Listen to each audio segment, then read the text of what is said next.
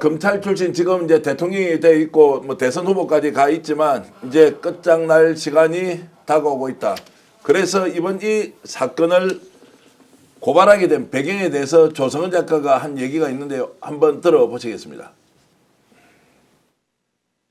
고발 사주 사건 관련해서 이제 2심 이 손준성 무죄 판결이 사실상 그 판결문 내용을 보면 손준성과 이 고발 사주 사건을 실행했던 검사들이 무죄 그런 행위가 없었다라는 게 아니라 오히려 이제 윤석열이나 이제 뭐 그때 당시 대검 차장이나 이런 사람들의 개입이 있었다라는 것 그게 오히려 더 밝혀져서 사실상 윤석열의 직접 개입이 의심된다는 취지였는데 제가 그 몇몇 댓글을 이렇게 보니깐요.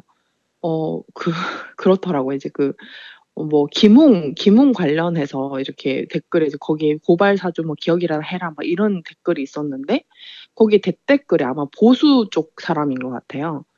거기에서 뭐 손준성 무죄 나왔는데 넌 아직도 조성은 말 믿냐 뭐 이런 댓글이 있더라고요. 그러니까 저쪽은 보수 진영은 손준성 무죄가 결국 윤석열 개입이라는 사건을 왜곡시켜서 결국 손준성 무죄는 고발 사주 사건 자체가 없었다라는 식으로 이제 잡아가더라. 그래서 제가 그걸 발견하고는 이거는 바로 잡아야겠다 해서 제가 이제 제가 사실 그동안 알고 있었던 어떤 수사 과정의 내용들, 그리고 우리 뭐 책에 썼던 내용들, 그리고 뭐 제가 재판 과정에서 확인한 내용들, 뭐 판결문에서 적시됐던 내용들, 이런 것들을 좀 다 모아가지고 제가 고발장 한 20장 가까이 썼어요. 20장 가까이 써가지고 이제 이번에는 윤석열, 김건희, 한동훈 이렇게 3명과 김웅과 그 다음에 이제 대검찰청 그 당시 이제 부장검사들, 친윤 부장검사들, 지금 다 뭐 검사장 가 있고 이런 승진했던 그 검사들까지 전부 이제 제가 고발을 한 거죠. 그래서, 아마, 근데 그 내용들을 사실 공수처가 전혀 모르고 있지 않았을 거예요. 그래서 아마 빠르게 수사 착수를 할 수 있었다고 생각합니다. 자, 이제 기다렸다는 것. 이제 저걸 자칫 잘못 들으면 조 작가한테도 물어봤지만 저게 뭐 사전에 짜고 치는 고스톱이냐 이런 게 전혀 아니고 네. 오히려 이제 항소심 결과 판결문을 보니까 이거 이제 진짜 제대로 걸렸구나라고 해서 본인이 나서서 이제 했다는 건데 두 가지로 나눠서 질문을 드리고 보겠습니다.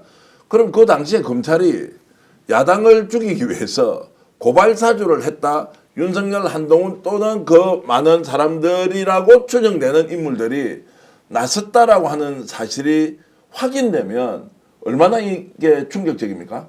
근데 그러한 공작이 윤석열의 특성입니다. 자, 방통위에도 그런 일이 있었어요. 유일임 자기 가족들을 동원해서 특정 언론사나 어떤 언론인을 탄압하려고 대량 민원을 발생했고 그게 방통위에서 고발이 돼가지고 제보가 돼서 굉장히 공론화되지 않았습니까? 준사법기관인 검찰이 사건을 고소나 고발 당해서 수사하는 게 당연하지. 본인들이 저 사람 내가 좀 손봐야 돼. 민주당 요새 내 욕 많이 하지. 내가 이제 좀 손 볼 거야. 그런 식으로 해가지고 스스로 고발해서 스스로 수사한다?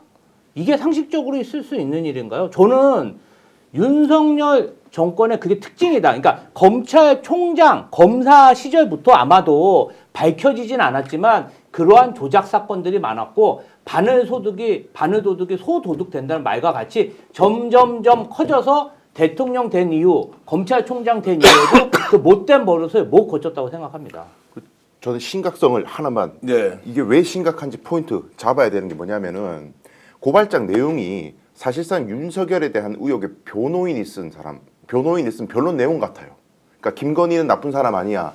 윤석열 나쁜 사람 아니야. 김건희 장모 착한 사람이야. 근데 지금 민주당 쪽에서 공격해. 이거 싹 다 나쁜 놈들이야. 언론도 나쁜 놈들이고. 이런 내용이거든요. 근데 그게 검찰발이라는 의미는 이때까지 김건희 일가에 대한 수사를 했어야 하는 검찰의 태도가 보이는 거예요. 검찰은 수사할 의지도 없었고 봐줄 생각을 갖고 있었다라는 것이 그 고발장 내용만으로도 입증이 되는 거다. 그래서 이 사건 타고 들어가면 검찰 조직이 무너지는 계기가 될 수도 있어요. 완전히. 어떻게 보십니까?